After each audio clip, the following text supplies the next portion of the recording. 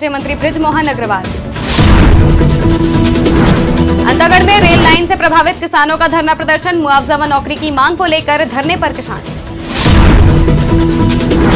बिलासपुर में महंत पर जानलेवा हमला करने वाला आरोपी गिरफ्तार, आरोपी के कब्जे से घटना में प्रयुक्त कुल्हाड़ी बरामद। कांकेर में नक्सल विरोधी अभियान के तहत पुलिस और नक्सलियों के बीच मुठभेड़ में मारे गए 3 नक्सली। सरगुजा में राज्य स्तरीय कर्मचारी संघ की हुई बैठक में शामिल हुए संभाग भर के अधिकारी व कर्मचारी। नमस्कार, स्वागत है आपका आज की खबर में। मैं हूं आपके साथ महिमा शर्मा। रुक करते हैं छत्तीसगढ़ की बड़ी खबरों की ओर। सरगुजा जिले में आयोजित मैनपाट कार्निवाल महोत्सव का समापन हो गया है, जहां 3 दिनों तक चले इस कार्निवाल महोत्सव में बॉलीवुड, भोजपुरी सहित स्थानीय कलाकारों को मौका दिया गया। वहीं आज समापन समारोह में प्रदेश के पर्यटन मंत्री, महिला बाल विकास मंत्री सहित जिले के तमाम अधिकारी और लोग मौजूद रहे। इस दौरान प्रदेश के पर्यटन मंत्री ने कहा कि मैनपाट एक हिल स्टेशन है, इस क्षेत्र को पर्यटन के दृष्टिकोण से विकसित करने की अपार संभावनाएं हैं। वहीं मंत्री ने मैनपाट पर्यटन को विकसित करने के लिए 2 करोड़ रुपए देने की घोषणा की है। विकास की एक विशेष टीम के द्वारा जितने भी पर्यटन के पॉइंट हैं मैनपाट में, उसको सर्वे करके एक मॉडल तैयार किए जाएं। तो इसके लिए हमने एक जो पर्यटन विकसित के जो एक टीम होती है, उस टीम को हमने बुलाया है। जल्द यहाँ आएंगे और वो यहाँ रहकर उन सभी जगहों को चिन्हित करेंगे और एक 3D मॉडल तैयार करेंगे। इस मॉडल को हम पर्यटन विभाग पे लेके जाएंगे मंत्री जी के पास, इनके द्वारा अप्रूवल दिया जाएगा और मैनपाट को इस 5 साल में माने ज़्यादा से ज़्यादा विकास करने की ओर ये हमारा उद्देश्य है। देखिए, यहाँ प्राकृतिक जो दिया है वो बहुत कुछ है, बस इसमें पहल करके इसको संवारने की ज़रूरत है। जो कि ये मैनपाट मेरा व्यक्तिगत भी प्री डेस्टिनेशन है। मैं लगभग 80 से यहाँ पर आ रहा हूँ और मुझे लगता था कि मैनपाट को छत्तीसगढ़ का कश्मीर बनाना चाहिए और उसी के अनुरूप जब पर्यटन मंत्री के रूप में मुझे जिम्मेदारी मिली मध्य प्रदेश में, तब से इसके विकास को हमने शुरू किया था। और आज मैनपाट महोत्सव एक अपने मुकाम पर पहुंचा है और मैनपाट महोत्सव को और मैनपाट को विकसित करने के लिए हमारे यहाँ के विधायक जी राम कुमार टोप्पो जी, यहाँ सरगुजा के विधायक प्रबोध मिंज जी, अजय अग्रवाल जी, सभी लोग चाहते हैं कि मैनपाट एक विकसित पर्यटन स्थल बने। तो आने वाले समय पर मैंने विधानसभा में भी घोषणा की थी कि यहाँ पर मॉल रोड हम शिमला और कुल्लू मनाली जैसा बनाएंगे। साथ में यहाँ पर जितने भी पॉइंट हैं उन सब पॉइंटों को विकसित करने के लिए हम पर्यटन विभाग की तरफ से 2 करोड़ रुपए देने की मैंने घोषणा की है। अंतागढ़ के रवा घाट परियोजना अंतर्गत दल्ली राज राह से रावघाट रेल लाइन से प्रभावित किसानों द्वारा 1 दिवसीय धरना प्रदर्शन किया गया, जहां मौके पर किसानों से मिलने स्थानीय प्रशासन व रेलवे के अधिकारी पहुंचे और ग्रामीण किसानों की समस्याओं से अवगत हुए। साथ ही समस्याओं के जल्द निस्तारण करने की बात भी कही। बता दें कि रावघाट रेल लाइन निर्माण के लिए ग्रामीणों की जमीन अधिग्रहित की गई थी। वहीं ग्रामीणों का आरोप है कि रेल लाइन बन चुकी है तथा रेल चलना भी शुरू हो चुकी है, लेकिन अभी तक उन्हें मुआवजा और नौकरी दोनों नहीं मिली है।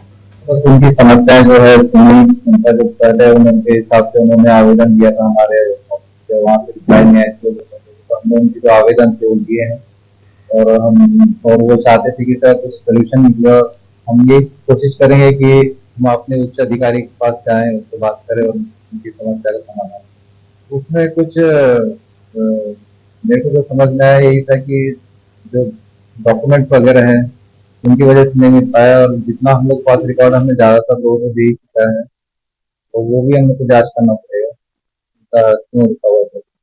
होगा तो हम इस पर कार्रवाई करेंगे कि ज्यादातर लोग को दिया जा चुका है। हमारा मुद्दा है कि हमारा जमीन रेलवे के लिए सरकार ने 2017-18 में जमीन अधिग्रहण किया और उसमें ये उनका जो था कि हम लोग को जैसे किसान लोगों को मुआवजा और नौकरी देने का प्रावधान है, फिर भी आज तक हमको सरकार और जो रेलवे प्रशासन है वो हम लोग को गुमराह कर रही है। 2017-18 में जमीन लेने के बाद जो स्टेट गवर्नमेंट के द्वारा जो रेलवे को 2021 में भूमि हस्तांतरित किया गया है, ये सब दोनों का मैं तो मानूंगा रेलवे का और जो हमारे जो स्टेट गवर्नमेंट का दोनों का लापरवाही है। और आज जैसे हम जाते हैं तो ये एक दूसरे के ऊपर आरोप प्रत्यारोप लगाते हैं। और हमारा मेन मुद्दा है रेलवे लाइन में नौकरी एवं मुआवजा। हम लोग इस प्रकरण में हमारे गांव में 2016-17 से रेलवे लाइन का काम हो रहा है। रेलवे लाइन काम होने के बावजूद हम लोग कई बार शासन प्रशासन को आवेदन निवेदन किए हैं, पर आज तक हमारी मांगों को संज्ञान में सरकार नहीं ले रही। इस वजह से हमें मजबूर होकर यहाँ धरना स्थल रेलवे स्टेशन ताड़ुकी में बैठना पड़ रहा है। और आगे हम लोग अगर हमारी मांग को पूरा नहीं करते तो हमारा आंदोलन आगे और जारी रहेगा। रेलवे लाइन जो ट्रेन आता है उसको भी रोकने के प्रयास करेंगे हम। बिलासपुर के काका पहाड़ के काली कमली आश्रम में के महंत पर जानलेवा हमला करने वाले आरोपी को पुलिस ने गिरफ्तार कर लिया है।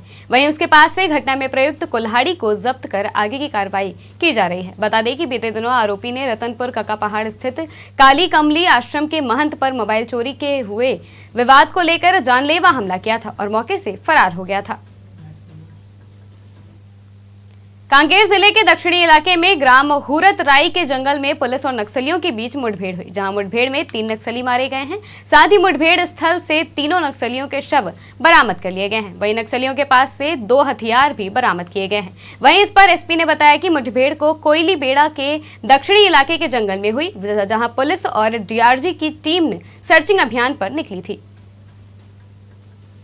बीएसएफ और एसएसबी के साथ संयुक्त ऑपरेशन किया गया है कोयली बेड़ा क्षेत्र में, और हुरतरई गांव के आसपास जंगलों में आज सुबह मुठभेड़ हुआ है, जिसमें 3 नक्सली मारे गए हैं और 3 भरमार इसमें जब्त हुआ है और अन्य सामग्री भी जब्त हुआ है। और इस ऑपरेशन में बीएसएफ की तरफ से 30वीं बटालियन और एसएसबी की बटालियन भी शामिल रही है।